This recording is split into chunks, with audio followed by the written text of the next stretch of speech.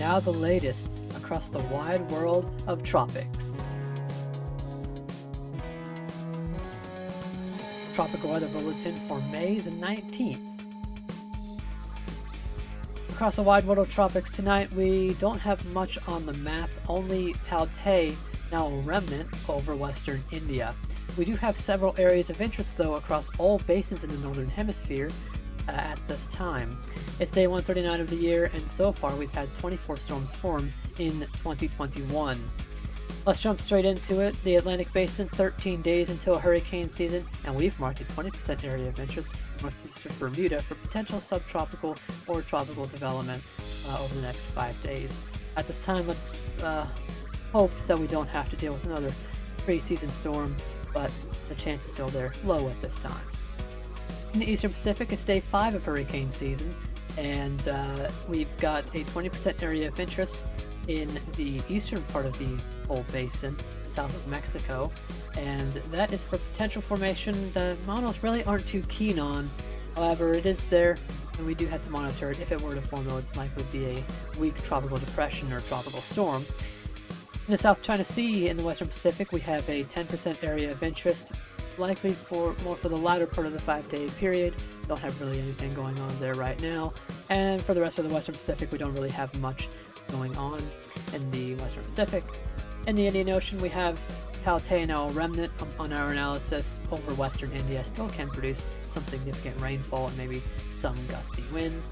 In the Bay of Bengal, we have a 30% area of interest that models are saying could become a significant tropical cyclone, mostly past the 5-day period, but some are saying it may form before within the 5-day period. So we do have to monitor that very closely, and we will keep you updated on whatever that turns into. In the North Atlantic, here's the current imagery. We have the main dominant feature is really that front going through the central Atlantic, general thunderstorm activity along that front. North of there, we do have two little low pressure systems near Bermuda. Not sure completely if those are the ones that would be going towards our area of interest, but nonetheless they are there. And if you look over by Western Africa, we have some dry air coming off. It is getting towards hurricane season, so we do need to prepare. In the Eastern Pacific, we've got general thunderstorm activity near the equator region. If you look towards the eastern part of your screen, you can see that general thunderstorm activity there south of Mexico. That is our area of interest, I believe, and models again aren't really too keen on development on that, but if it were to form, likely tropical depression or weak tropical storm, not going to threaten Mexico. In the Western Pacific, nothing really too concerning to look out for here. We've got some general thunderstorm activity in the main Western Pacific Ocean. In the South China Sea, it's quiet right now, but again, models are depicting some potential formation, so we do need to continue to watch and monitor that, and we will give you the latest on whatever that becomes. In the Indian Ocean, we have our large remnant of Tauktae over western India. You can see some deep clouds there still, maybe some producing significant rainfall in central to eastern India. And in the Bay of Bengal, where our area of interest is, not much going on in our actual area that we've marked. However, models are predicting maybe some significant formation out of whatever that system is. Sea surface temperatures across the world tonight.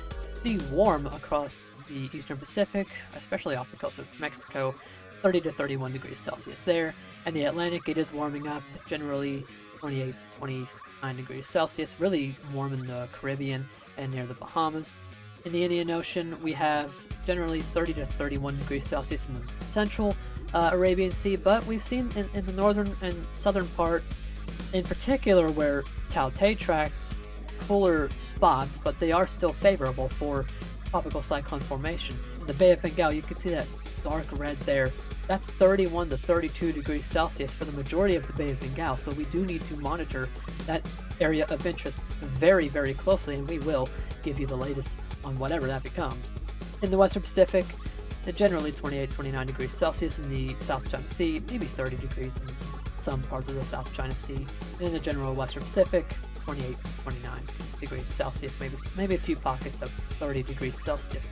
Southern Hemisphere, South Pacific, Australian region, Southwest Indian Ocean, they are cooling off, but still generally favorable for cyclone formation, although models really don't show anything in the next 5 days. There is, I believe, some model guidance for potentially something in the South Pacific, although at this time it's very low and we are not marking it.